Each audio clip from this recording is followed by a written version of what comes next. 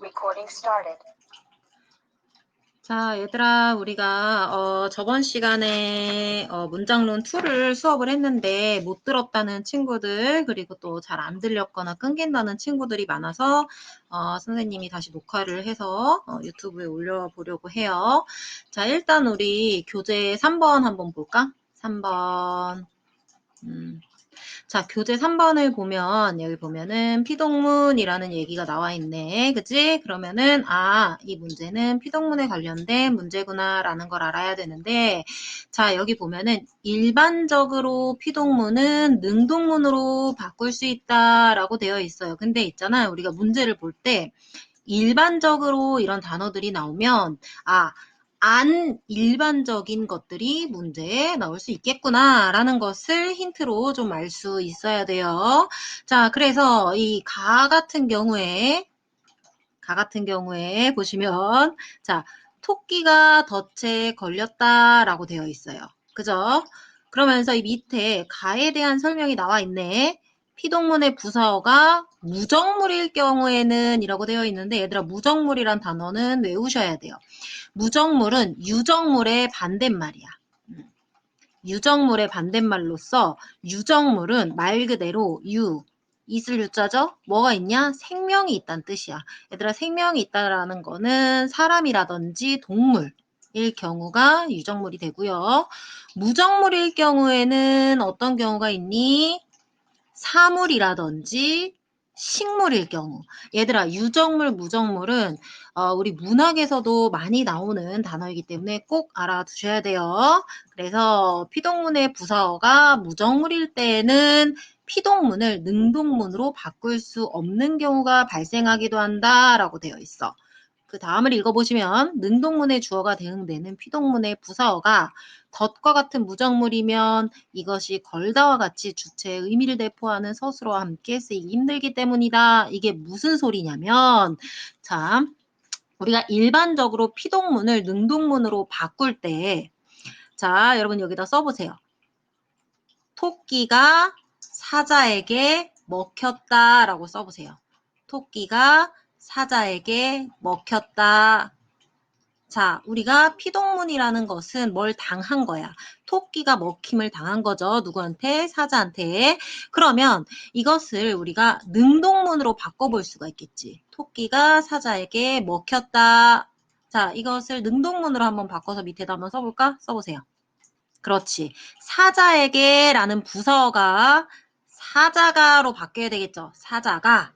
그 다음에 토끼가 라는 주어가 토끼를 목적어로 바뀌게 되죠. 그 다음에 먹혔다에서 이힐이기에 해당하는 피동전미사 희가 빠져서 먹었다 이렇게 돼야 되죠. 그죠? 기본적인 문형이 이렇게 이루어집니다.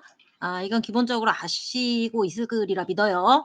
그런데 이제 대체적으로는 이렇게 바뀌는데 얘 같은 경우에는 봐. 덫에라는 부사어가 아까 사자에게가 주어 사자가로 바뀐 것처럼 덫이로 바뀌었는데 그죠? 그 다음에 토끼가 라는 주어가 토끼를 이라는 목적어로 바뀌었는데 걸리었다에서 리 빼고 걸었다가 됐는데 이상해요 문장이. 자연스럽지가 않아요. 왜? 이 덫이라는 애는 걸다라는 어떤 행위를 하는 주체의 어떤 의지를 가질 수 없는 아이이기 때문이야. 왜? 무정물이니까. 덫이라는 애는 목숨이 생명이 없는 애인데 어떻게 걸다라는 행위를 할 수가 있겠니? 의지를 가질 수가 있겠니? 그럴 수가 없기 때문에 대응되는 능동문이 없는 피동문이 있다라는 거야. 아까 토끼가 사자에게 먹혔다처럼 대체적으로 이렇게 일반적으로는 피동문은 능동문으로 바꿀 수가 있어요. 그런데 가처럼 바꿔지지 않는 경우가 있다라는 것이야. 그게 A예요. 그죠? 그럼 A를 한번 볼까요? A. 문이 바람에 닫혔다. 얘들아 이것도 똑같아요. 부서 주어로 바꾸고 문이라는 주어를 아까 이 토끼를로 바꾼 것처럼 목적으로 바꾸시면 돼요. 그죠? 그럼 바람이 문을 닫았다. 이상하죠? 그죠? 대응되는 능동문이 이상해요. 밑에 있는 것도 능동문으로 한번 바꿔보세요. 바꿔보세요. 그렇지. 전깃줄이 연을 걸었다. 이상해요. 얘는 얘들아 잘 봐야 되지. 부서가 앞에 쓰였죠? 그치? 감이 감나무에 열렸다라고 이제 대체적으로는 우리나라 말 같은 경우 주어가 맨 앞에 나오는 경우가 이제 대다수인데 우리나라 말은 이 문장 성분의 순서가 별로 상관이 없어요. 이 어디에 상관이 있냐면 요 조사에 상관이 있는 거야. 주격조사 가미가 붙었죠? 그럼 얘가 주어가 되는 거야. 그냥 무조건 앞에 있는 애가 주어가 되는 게 아니에요. 그래서 얘는 얘들아 헷갈리면 안 돼. 얘가 주어야. 그죠? 그래서 얘도 한번 바꿔보세요. 그렇지. 감나무가 감을 열었다. 이상하죠? 그러니까 얘는 피동문을 능동문으로 바꿀 수 없는 경우 다 적절한 예죠. 답이 될 수가 없겠죠? 그지? 그 다음 두 번째 B. 자, 피동문을 능동문으로 바꾸었을 때 의미가 불분명해지는 경우가 있다라는 거야. 의미가 불분명하다라는 것은 얘들아 이렇게 생각하시면 돼요. 중의성을 가진다 이렇게 보시면 돼요. 의미가 원래 한 문장에 정확하게 한 뜻이 되어야 되는데 여러 가지 뜻으로 해석이 가능하다. 그거는 의미가 불분명하다. 이꼴 중의성을 가진다. 그럼 볼까요? 나를 한번 볼까요? 나의 경우 읽어볼까요? 피동문에서는 잡은 토끼의 마리수가 한 마리로만 해석되는 것에 비해 자 보세요. 토끼 한 마리가 사냥꾼 10명에게 잡혔다 라는 것은 전체 마리수가 토끼 마리수가 한 마리라는 거야. 근데 사냥꾼 10명이 합심해서 한 마리를 잡은 거지. 그런데 대응되는 능동문에서는 토끼의 마리수가 한 마리 또는 한 마리씩 10마리로 해석될 수가 있다. 얘들아 이거 많이 나와요. 많이 나와요. 알아두세요. 자, 얘 같은 경우 보세요. 사냥꾼 10명이 토끼 한 마리를 잡았다. 그러면은 10명이 합심해서 한 마리를 잡은 건지 10명이 각각 한 마리씩 잡아서 10마리를 잡은 건지 알 수가 없다. 중의성을 가진다. 이거예요. 그죠? 그러면 이 B와 관련된 것이 4번, 5번 선지네요. 그럼 요 선지를 한번 볼까요? 자, 4번. 매미 2마리가 동생에게 잡혔다.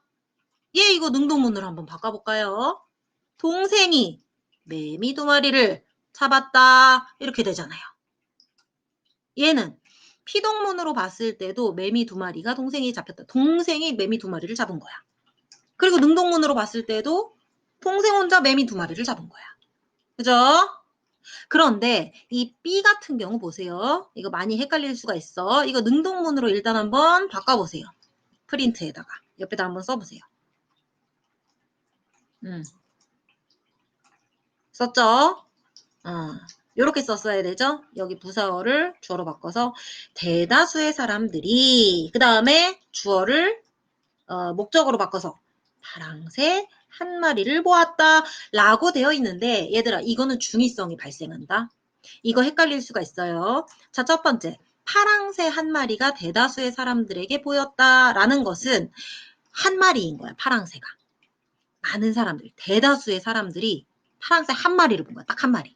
그런데 이거를 대응되는 능동문으로 바꿔서 대다수의 사람들이 파랑새 한 마리를 보았다. 그러면 그 사람들이 본 파랑새가 같은 파랑새, 한 마리의 파랑새인지 아니면 대다수의 사람들이 각각 파랑새 한 마리를 봤는지 알 수가 없죠.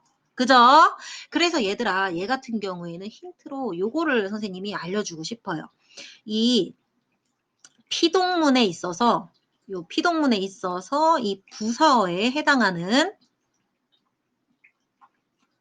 사람의 수가 여러 명이면 대부분 중의성이 발생하고요. 한 명이면 중의성이 발생을 안 해요. 그죠? 그러니까 얘는 피동문을 능동문으로 바꿨을 때 의미가 불분명해지는 경우 맞죠? 중의성이 생기게 되니까. 그죠? 얘는 중의성이 없으니까 답은 4번이 되겠죠. 그치? 이거 이해 안 되는 사람들 꼭 선생님 개인톡으로 물어보세요. 자, 그 다음에 넘어가서 몇 번으로 넘어가냐면 자, 4번을 봅시다. 4번.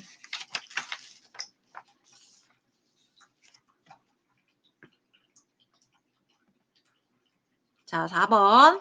자, 보기를 참고하여 탐관 결과로 적절하지 않는 것은 이래서 피동문에 대한 얘기가 나와 있죠. 그치?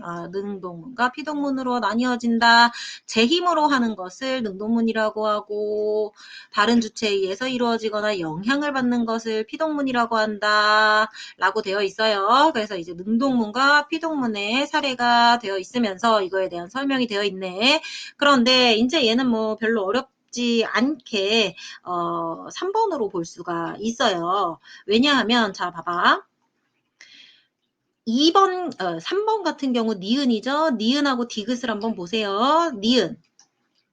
능동문 보세요. 자, 두 사람이 참새 4마리를 잡았다라고 되어 있네. 자, 참새 4마리가 두 학생에게 잡혔다라고 되어 있네. 아까 얘기했듯이 피동문에서 이 부사어에 해당하는 사람의 수가 여러 명이면 능동문으로 바꿨을 때 중의성이 일어날 경우가 높다. 얘도 마찬가지야. 자, 참새 4마리가 두 학생에게 잡혔다라는 것은 총 잡힌 마리수가 4마리고 두 학생이 합심해서 잡았다. 요 소리죠.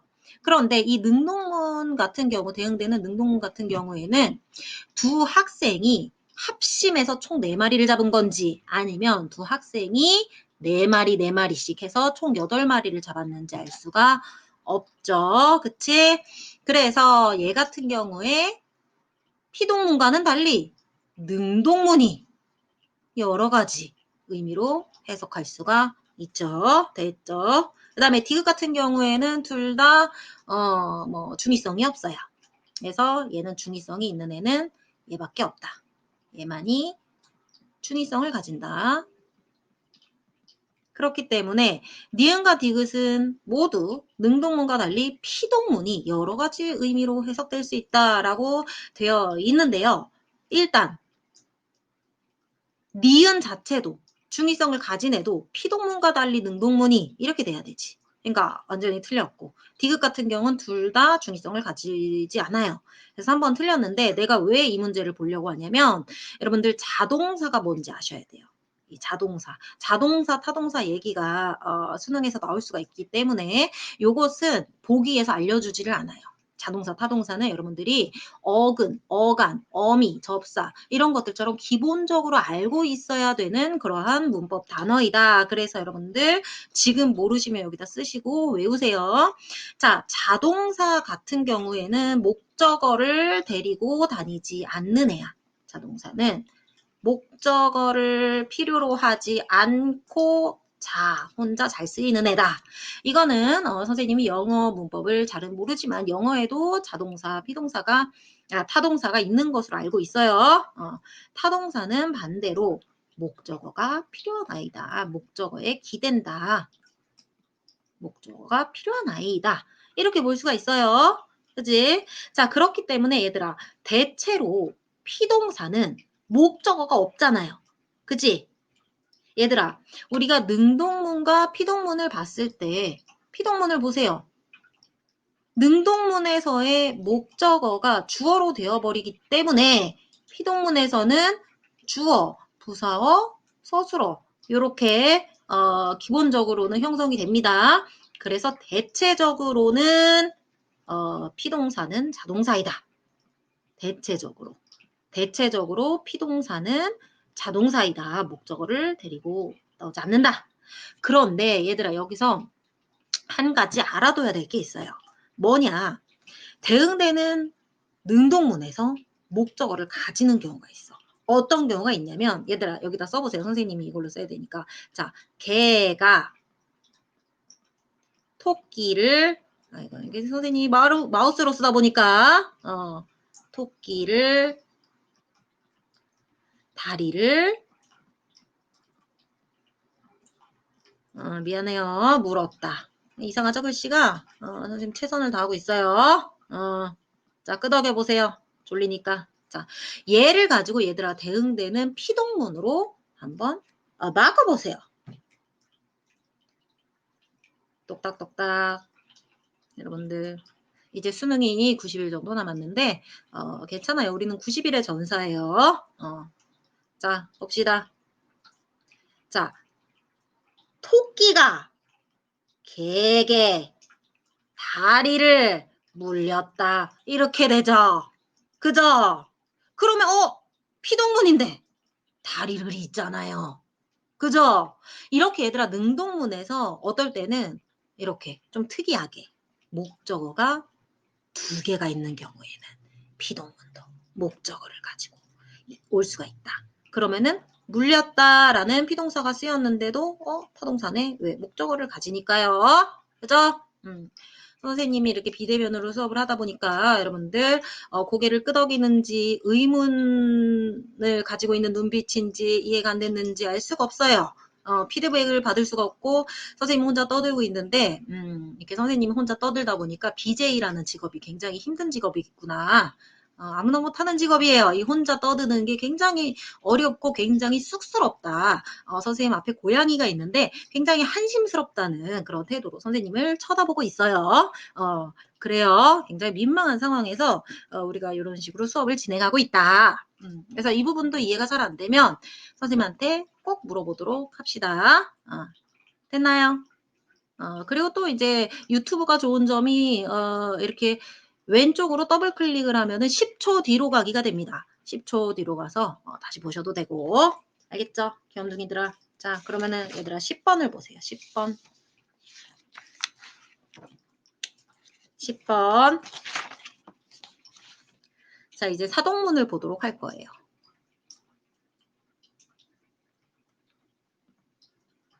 자, 10번. 10번이 여기가 아니라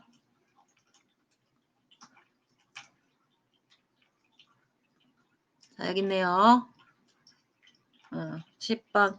자, 보기를 바탕으로 기억에서 리을의 자료를 분석한 것으로 적절하지 않은 것은 되어 있네요. 그치? 얘들아, 뭐뭐를 바탕으로 라는 것은 뭐뭐를 기본으로 해서 얘를 참으로 가정한 후에 나머지를 읽어봐라. 요소리입니다. 그지요? 근데 얘는 되게 쉽다. 얘는 되게 쉬운 문제야. 이런 식으로 가끔 왜 문법 중에서 뭐 엄청 길게 나오는데 얘가 간단하게 풀리는 경우가 있어요. 이렇게 간단하게 풀리는지 안 풀리는지 선생님이 수능 때 옆에서 야 이건 간단하게 푸는 거야. 이거는 읽어봐야 돼. 이렇게 알려줄 수 없잖아요. 그러면 이런 건 어떻게 하느냐. 간단하게 풀리면 간단하게 풀리는 문제야. 뭔가 이상해. 너무 빨리 풀렸어. 그러면 여러분들 자신을 의심하고 내가 이렇게 쉽게 풀 리가 없는데 이상한데? 그럴 필요가 없어요. 그런 문제들이 굉장히 많아요. 자, 일단은 얘는 답 체크하는 방법부터 보자면 얘들아 우리가 사실은 우리가 고3쯤 되면 이 정도는 알 거라고 생각을 해요. 우리가 피동도 그렇고 사동도 그렇고 단형사동, 장형사동 또는 파생적 사동, 동사적 사동 똑같아요. 이희리기로 되는 파생적 피동 그 다음에 뭐뭐 되다라는 장형 피동 요런 것들이 기본적으로 여러분들 알고 있으리라고 나는 생각을 해요. 그치? 그래서 파생적 사동, 파생적 피동이라는 거는 뭐냐면 단어를 파생시킨다. 새로운 단어를 파생시킨다. 이런 뜻이에요. 그죠? 그러니까 얘들아 이희리기 또는 이희리기 우구추 얘네들은 선생님이 미리 얘기했지만 전미사예요. 전미사. 얘들아 접사라는 것은 어근에 붙어서 새로운 단어를 형성하는데 역할을 한다라고 우리가 어미하고 구분해서 봐야 된다라고 했죠. 그치? 그랬을 때 얘들아 이거는 이미 여기에 막 설명이 되어 있지만 우리가 이미 알고 있어야 되는 그러한 것들이다라는 것이에요. 하지만 모르는 친구들을 위해서 선생님이 간단하게 소개를 또 해주겠어요. 아까 얘들아 우리가 피동 같은 경우에는 앞에 대응되는 능동문이라 그랬죠. 그래서 외울 필요는 사실 없지만 주사능피 이런 식으로 많이 외워요. 주동문은 사동, 능동문은 피동. 외울 필요는 딱히 없어요. 이 단어들을 그냥 이해를 하시면 돼요. 자, 그래서 이제 주동문이 대응되는 사동문이 이렇게 두 가지가 있다는 거야. 파생적 사동이랑 통사적 사동. 이가 쓰였잖아요. 먹다에 먹인다. 얘들아, 여기서 선생님이 문제 하나. 자, 보세요. 얘들아, 먹인다의 기본형은 먹다일까요? 먹이다일까요? 그렇지. 먹이다지. 왜? 이희리기 우구추는 뭐라 그랬어요? 접사라고 했어요. 접사라는 것은 뭐다? 새로운 단어를 파생시킨다. 그러니까 얘는 얘들아 기본형이 먹이다 라는 단어라는 것이에요. 그러면 선생님 모든 단어들의 파생적, 비동과 사동을 만들어서 그것들이 다 사전에 등재가 되어 있나요? 네, 되어 있어요. 얘들아 먹고는 안 되어 있어요. 왜? 왜? 어미니까. 고는 어미잖아. 어미는 새로운 단어를 형성을 못 시켜줘요. 하지만 사동과 피동을 만들어주는 이히리기, 우구추 또는 이히리기는 새로운 단어를 파생시킨다 해서 얘는 기본형이 먹이다다. 그죠? 그죠? 아, 똑똑해요. 이거 이해 안 된 사람 물어보셔야 돼요. 그래서 얘는 이제 파생적 사동이고 이 밑에 있는 것이 동사적 사동이다. 얘도 마찬가지야. 얘도 마찬가지야. 근데 얘 봐봐. 얘는 한 칸밖에 그 의심을 해야 돼. 얘들아 의심을 해야 돼요. 어? 얘는 왜? 얘는 왜 통사적 사동, 즉 장형 사동만 있고 이히리기 우구추는 안 붙어 있었을까? 얘들아 생각을 해봐. 감독님이 그에게 공을 차인다. 이상하잖아요. 그죠? 인정? 그래요. 인정했어요. 그럼 봐. 리을의 찬다의 경우 통사적 사동문을 만들지 못하는군. 얘들아 잘 생각해봐. 얘가 통사적 사동문이야. 그지? 파생적 사동을 만드는 거지. 파생적 사동을. 그렇잖아. 아까 봐. 차인다. 안 되잖아요. 감독님이 그에게 공을 차인다. 이상해요. 우리가 생각하는 그 차인다가 아니야. 그치? 남자가 여자에게 차인다. 여자가 남자에게 차인다. 그 차이다가 아니에요. 그죠? 그렇기 때문에 얘는 지금 통사적 사동문을 만들지 못하는 게 아니라 파생적 사동문을 만들지 못하는 것이다. 이히리기 우구추가 붙을 수가 없는 애가 있다라는 것이에요. 나머지는 읽어보시면 됩니다. 그치? 그래서 얘들아 기본적으로 사동문을 만들 때는 자 아이가 밥을 먹는다라는 주동문에서 새로운 주어가 생성이 돼요. 엄마가 그 다음에 아이가라는 주어가 아이에게라는 부사어로 바뀌고 그 다음에 목적어가 목적어로 그대로 그 다음에 이히리기 우구추가 붙이면 돼요. 아니면 개하다를 붙이면 돼요. 얘 같은 경우에는 얘들아 목적어가 없죠. 얘랑 비교해 봤을 때. 얘는 주어, 서술어, 끝. 얘 같은 경우에는 똑같이 새로운 주어가 형성이 되고 주어가 목적어가 되고 이히리기 우구추를 붙이시면 돼요. 그죠? 얘 같은 경우에는 얘랑 좀 다르죠? 얘는 주어, 이거 뭐예요? 에 붙으면 뭐예요? 그렇지, 부서. 방금 부서라고 외쳐준 친구. 성적의 향상이 있으리라. 자, 그래서 얘도 마찬가지. 새로운 주어가 나타나요. 그죠? 그 다음에 이 주어가 목적어가 되고 버스에 그대로 부서로 가고 이히리기 우구추 붙이면 돼요. 그 다음에 개하다 붙이면 돼요. 얘도 똑같아요. 새로운 주어. 그치? 그래서 우리가 사동문은 새로운 주어가 나타난다는 사실 그 다음에 무슨 어가 되고 무슨 어가 되고 이런 것들은 외울 필요가 수능에서는 없어요. 여러분들이 말을 만들어 보면 돼. 그런 문제다. 자 그러면 얘들아 2번으로 한번 가볼까요? 2번 선생님이 피동문과 사동문에 대해서 여러분들이 많이 헷갈리는 것들이 있어요. 2번. 자 얘들아 봐. 이거 잘 봐. 요 두 개를 해석할 수 있어야 돼. 요 두 개를. 얘는 아무런 설명이 없어요.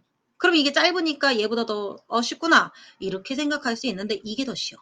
왜냐? 얘는 힌트가 엄청 많은 거예요. 그 힌트를 주는 거라고 생각해야 돼. 그러니까 글이 길면 아싸 힌트야. 이렇게 생각하면 돼요. 알겠죠? 스트레스 받지 말고. 근데 이제 얘 같은 경우에도 잘 보면 자 얘들아 피동문과 사동문을 구별하는 가장 쉬운 방법은 주어가 여기다 쓰세요. 당했는지 아니면 사동문은 시킨 거야. 시켰는지 그게 중요한 거예요. 그러니까 영어로 치면은 당한 거 BPP죠. BPP. 선생님 영어 잘하죠? 그치? 선생님 말했지만 선생님 영어 영문학과 복수 전공을 했는데 영어 끊은 지 10여 년이 되니까 다 까먹었다. 그죠? BPP는 그래도 까먹지 않고 있어요. 그 다음에 사동은 영어로 치면 let이에요. 뭐뭐 하게 하는 거. 시키는 거. 알겠죠? 자, 그래서 언니가 동생을 안았다. 라고 봤을 때 동생이 언니에게 안겼다. 그럼 주어를 보는 거야. 동생이 당한 건지 안김 당한 건지 안게 시킨 건지 생각해보세요. 당한 거잖아. 그지? 그러니까 얘는 피동이죠. 그리고 문법적으로 따져봤을 때도 피동문의 형성 과정과 똑같죠. 얘 같은 경우에 아까 얘기했듯이 어머 새로운 단어가 형성이 됐네? 그러면서 이 주어하고 서술어의 관계를 생각해 보면 엄마가 언니한테 시킨 거야? 아니면 당한 거야 엄마가? 안김을. 시킨 거지. 그죠? 그러니까 얘는 사동이고 얘는 문법적으로 봤을 때도 완벽한 사동문을 이루고 있다. 그죠? 그러면 여기서 우리는 알 수 있어요. 아까 선생님 주사능피라고 했잖아요. 네. 하지만 주사능피지만 우리가 한 문장이 대응되는 피동문과 사동문을 동시에 가질 수도 당연히 있다라는 거예요. 알겠죠? 그러니까 이 피동문에 대응하는 애가 능동문인 거고 사동문에 대응하는 애가 주동문인 거지. 어떤 한 문장이 피동문과 사동문 중에 둘 중에 하나만 가질 수 있는 것은 아니다. 요 소리야. 알겠죠? 얘가 요렇게 나왔어. 요렇게 피동문으로. 그럼 얘는 능동문이에요. 근데 얘가 사동문으로 요렇게 나왔어. 그럼 얘는 주동문인 거예요. 알겠죠? 이거는 이제 비교적으로 바라봐야 되는 거야. 절대적인 관점이 아니라는 것이에요. 둘 다 있을 수 있어요. 얘도 마찬가지. 봐. 나는 그림을 보았다. 그림이 나에게 보였다. 얘들아, 이거 봐. 그림을 이라는 목적어가 주어로 왔고 나는 이라는 애가 주어가 부사어로 왔고 그죠? 얘 피동문이죠. 그 다음에 형이 뭐뭐 하게 하다.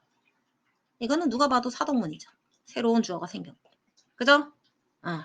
그래서 뭐 이것저것 읽어보시면 되고 이제 얘는 그거야. 뭘 물어보는 거냐면 피동문과 사동문을 구별할 수 있느냐. 그랬을 때 여기서 문형이 달라졌을 때 피동문으로 바뀌었을 때 무슨 어가 무슨 어가 되느냐. 문장 성분이 어떤 식으로 바뀌느냐를 물어보는 거야. 무슨 어는 무슨 어가 되는 건 이거 문장 성분 얘기하는 거잖아요.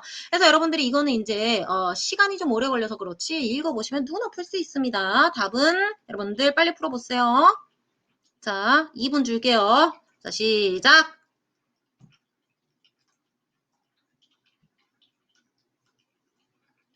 그렇지. 답은 2번이죠. 그치? 왜? 니은과 씨를 보니까 능동문의 목적어는 자 능동문의 목적어는 그대로 쓰이면 돼요. 이 능동문이잖아. 이렇게 봤을 때. 그치? 니은과 씨를 보면 능동문의 목적어는 그림을이잖아요. 그랬더니 피동문에서의 목적어가 되는 건 얘들아 그림이 2가 됐는데 목적어가 아니죠. 이건 누가 봐도 가가 붙었는데요. 주어가 됐죠. 주어가 되는 거. 그래서 얘는 답이 2번이다. 근데 이제 이 문제 같은 경우에는 이런 것들은 뭐 어렵지가 않아요. 근데 얘가 피동이고 얘가 사동이고 한 문장에서 이렇게 두 가지가 생성될 수가 있나? 라는 의심을 가질 수가 있다. 그래서 좀 어려울 수가 있었다. 라는 점이에요. 자, 그 다음에 마지막 문제 몇 번 보시냐면 37번 봅시다. 37번.